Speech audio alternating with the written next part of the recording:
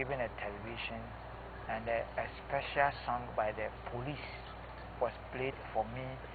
All the ministers of state were standing up, and I was the only person who was sitting there. But I wept tears of joy.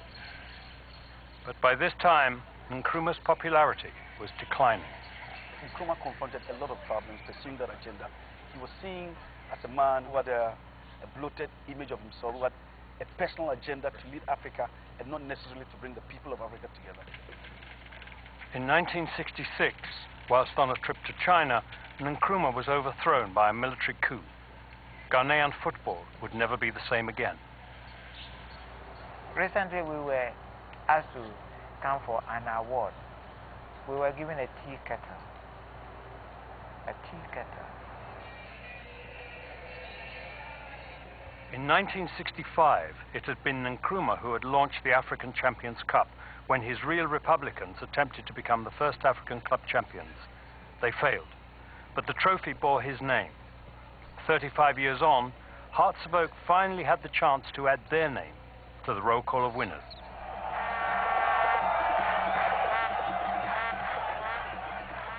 Asante Kotoko had last won this competition for Ghana in 1983.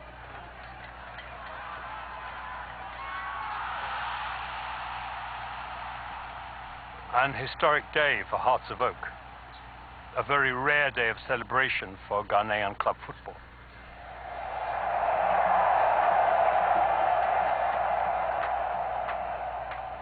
Finding talented players has never been a problem in Ghana.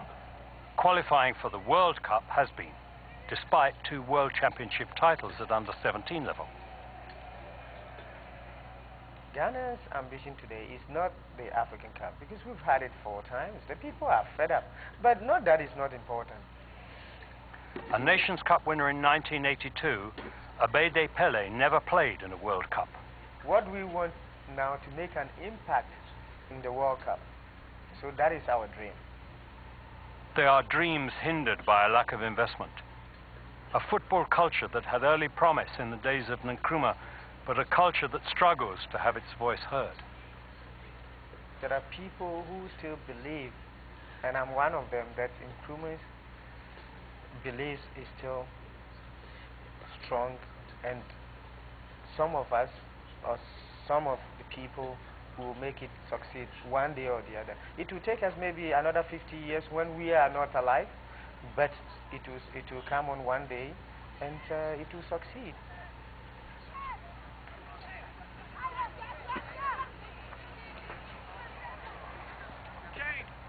Across the Atlantic is a football culture where political influences have been minimal, but where money and economics have been critical. A lack of resources is hardly an issue among the growing number of soccer devotees in the United States. Soccer is now the most popular youth sport in a country that has created a unique social phenomena known as soccer mums. These are the mothers of America's suburban youth who dedicate an ever-increasing amount of energy making sure that their children spend leisure time playing soccer. Soccer is part of the fabric of society, of the upper third of wealth in the country. It's one of the chosen sports. It's kind of seen as it's a thing that you want to see your children doing, and that you'll contribute a lot of time and energy and money to see them be successful. People who can't even afford it make sure their kids get on select teams and then find a way to afford it just to keep up with everybody. And that's typical across the country. It is easy to imagine that soccer is new to America, that the youth soccer boom is linked to the incredible successes of the US women's team, or the 1994 World Cup, which America hosted. But soccer in the States goes back a long way. America enjoyed a golden decade after the creation of the American Soccer League in 1921. The Fall River team from a mill town in Massachusetts, here winning the 1924 championship, regularly drew 15,000 supporters. Their best players were American-born. By 1930, there were over 200 registered clubs in the USA.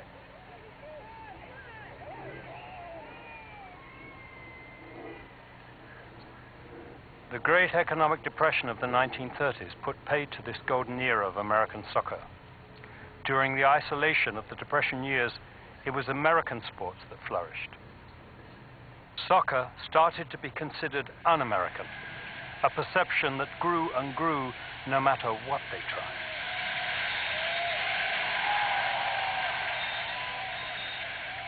There was one congressman, very well-known congressman, who had played professional football, American football, who made a statement once in Congress that all this effort to propagate soccer was in fact an infiltration of communist thought into the minds of American kids. Though it was an interest in soccer of a well-known politician that allowed the Americans to monitor events in Cuba during the Cold War. The Soviets were building a naval base in a town called Cienfuegos. And the reason we were onto it is because we saw a soccer field there.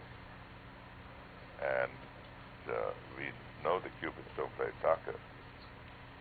And we had never seen a soccer field from the air in Cuba. I was probably more sensitive to the significance of it, that this didn't mean that the Cubans had suddenly started to learn soccer. It was much more likely that there was a Russian troop unit there.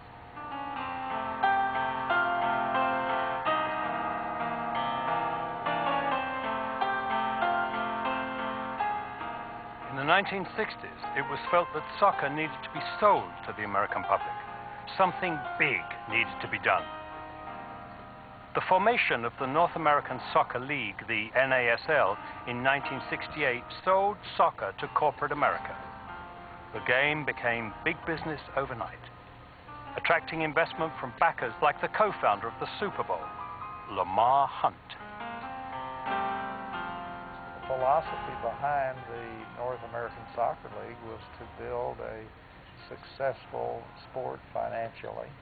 We weren't looking to be charitable. We were trying to build a business that would have lasting quality like American football has and be a successful venture financially. Californian son, a German centre forward, kicks off the first professional soccer season in North America. There are no Americans on the field except the referee. A global audience of 400 million television viewers for the 1966 World Cup finals had helped convince corporate America to back professional soccer. And although progress was slow at first, it did catch on.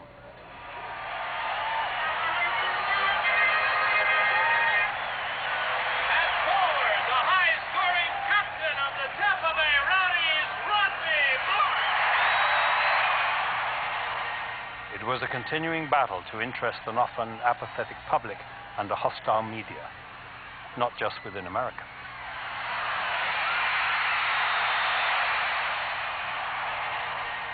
And talking to people out in the sort of wider world, everyone thinks everything we did was crazy. It wasn't. There was logic behind it. It wasn't American ideas behind it. There were mostly British ideas behind it, and they had, I said, logic and rationale behind it.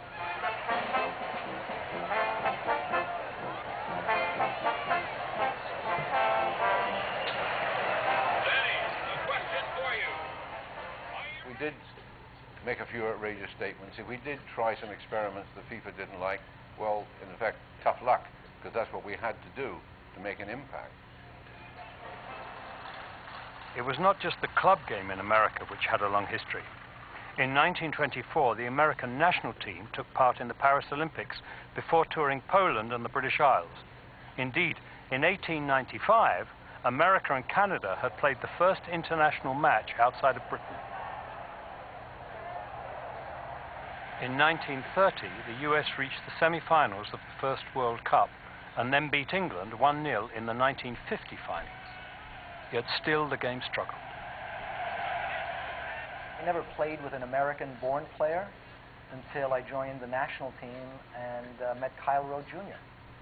Everybody that I played with growing up until the age of 17, 18 years old was of an ethnic background. Very few Americans played the game of soccer.